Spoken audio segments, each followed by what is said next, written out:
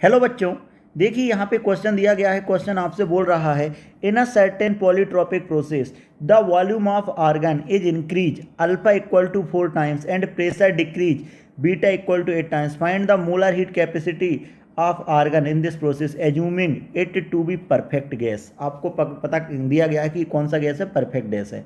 ठीक है, तो सबसे पहले मैं जानता हूँ, अगर मैं पॉलीट्रोपिक प्रोसेस की बात करूँ, किसकी बात करूँ, पॉलीट्रोपिक प्रोसेस, तो हमको पता होता है कि पॉलीट्रोपिक प्रोसेस का इक्वेशन में पी भी की पावर एन के फॉर्म में मैं ईजिली लिख सकता हूँ।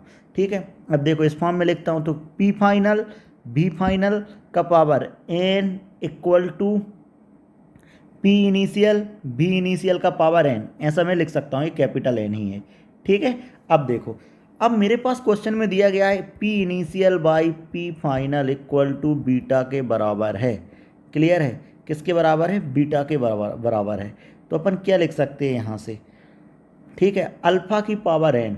देखो एक दिया गया है आपको अल्फ़ा और एक दिया गया है आपको बीटा।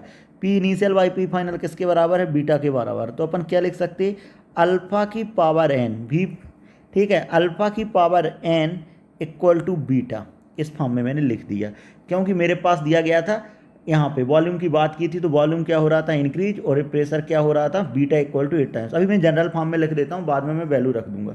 ठीक है, तो यहाँ पर अगर मैं बात करूँ तो मैं यहाँ दोनों साइड लॉग ले लेता हूँ। अब जैसे ही दोनों साइड मैंने लॉग लिया है, एल एन लिया, एल एन, तो ये यहाँ से आपके पास आ गया, एन था, कैपिटल एन आ गया बाहर, यहाँ से आ गया L N alpha equal to L N beta, यहाँ से मेरे आ गया। तो एन का वैल्यू मेरे पास निकला L N beta by L N alpha, ये मेरे पास एन का वैल्यू निकला।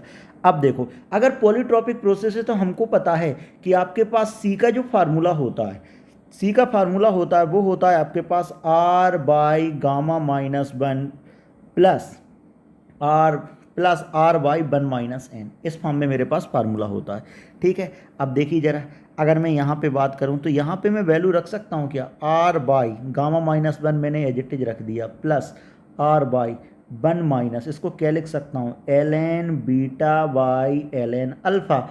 तो मेरे पास आ गया R by gamma minus one R into L N alpha by कितना, L N alpha minus L N beta. इस फॉर्म में मैंने यहाँ पे वैल्यू रख दिया। अब देखिए ज़रा, आर का वैल्यू तो मैं डायरेक्ट रख सकता हूँ, तो मैंने रख दिया आर की जगह 8.314। अब कौन सी गैस की बात कर रहा है, ठीक है, process assuming that the perfect gas की बात कर रहा हूँ। ठीक है, परफेक्ट गैस की बात कर रहा हूँ, तो यहाँ पे मैं गामा की बात करूँ तो गामा का वैल्यू मैं यहाँ पे रख सकता हूँ। कौन सी गैस दी गई है यहाँ पे आपके पास, ऑर्गन गैस, ऑर्गन गैस दी गई है, तो यहाँ पे अपन मानेंगे ऑर्गन मतलब मोनो एटॉमिक गैस है, तो 1.67 माइनस 1। और यहाँ पे बात करूँ तो यहाँ पे मैं लिख सकता हूँ प्लस 8.314। ठीक है, एल एन अल्फ़ा तो कितना, L N 4 divide by L N 4 minus L N 8। जैसे ही मैं इन सब का वैल्यू रखता हूँ, वैल्यू रखने पर मेरे पास जो सी का वैल्यू है वो निकल के आ गया -42 जूल पर मोल केल्विन। ठीक है, तो यहाँ से मेरे पास सी का वैल्यू निकल के आ गया। Hope you understand the solution. Thank you.